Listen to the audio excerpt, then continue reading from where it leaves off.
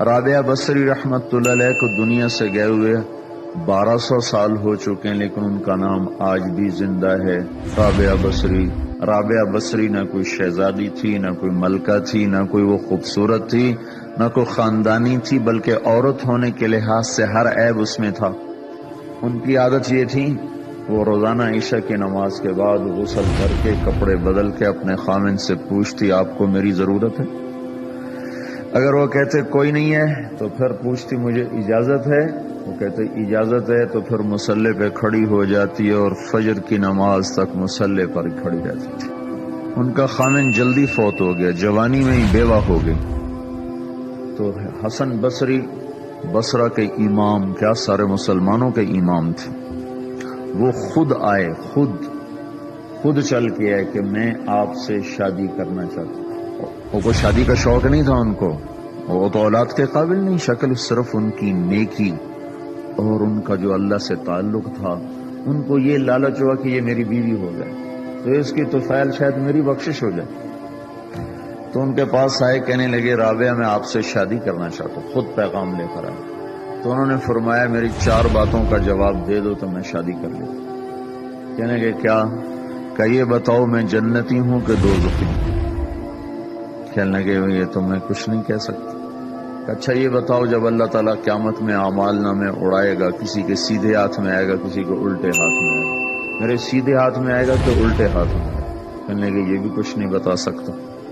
کہنے لگے اچھا یہ بتاؤ جب اللہ نیکیوں کو تولے گا، کسی کی نیکیاں بڑھ جائیں گی، کسی کے گناہ بڑھ جائیں گے، میرے گناہ زیادہ ہوں گے نیکیاں زیادہ ہوں گی؟ کہ یہ بھی نہیں بتا سکتا۔ کہ اچھا یہ بتاؤ جب لوگ پل صراط سے گزریں گے، کوئی پار نکل جائیں گے، کوئی نیچے گر جائیں گے، تو میں پار نکلوں گی کہ دوزخ میں گروں گی؟ کہنے لگے یہ بھی میں نہیں بتا سکتا۔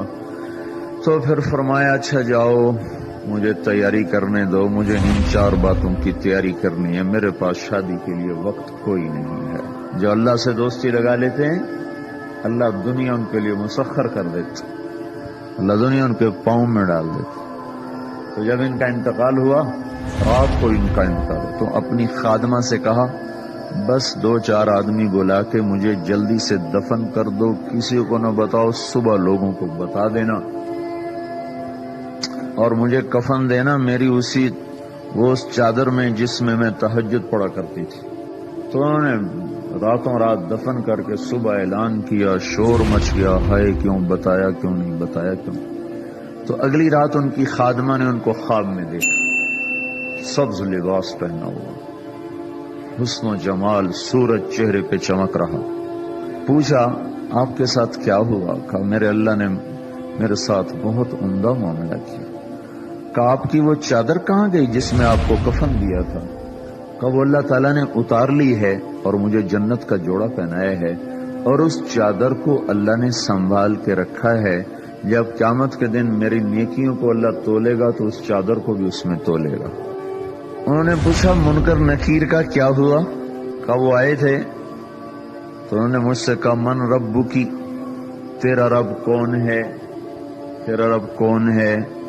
تو میں نے منکر نکیر سے کہا جس اللہ کو 40 سال نہیں بھلایا اس کو 4 ہاتھ زمین کے نیچے آ کر میں بھول جاؤں گی؟